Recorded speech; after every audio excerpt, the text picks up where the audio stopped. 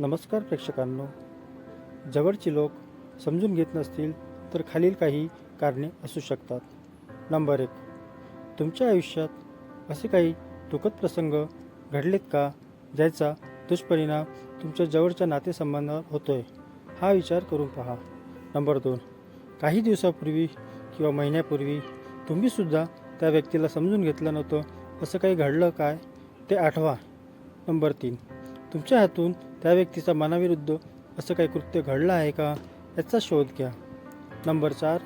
एखाद्या तिसऱ्या व्यक्तीने तुमच्या दोघांमध्ये जाणीवपूर्वक वादविवाद निर्माण केला आहे का हे तपासून घ्या. नंबर 5. वरीलपैकी कोणताही एक प्रकार तुमच्या जवळच्या व्यक्तीबद्दल घडला आहे का माहिती काढा. मग यावर उपाय काय? उपाय एकच, एकमेकांशी बोला आणि फक्त बोला.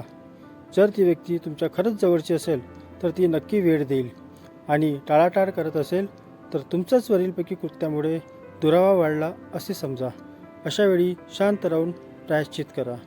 तुम्ही प्रायश्चित करण्याच्या प्रोसेसमध्ये आहात हे तुमच्या वागण्यातून दिसू द्या. शक्यता नक्कीच वाढेल. मला काही गरज नाही असे वागाल तर तुमच्या दोघांमध्ये आणखी दुरावा वाढेल. हे इतक्या टोकाकडे जाईल की नातं संपुष्टात येईल. धन्यवाद. अशाच नवनवीन माहितीसाठी चॅनलला सबस्क्राईब करा व बेल आयकॉन प्रेस करा.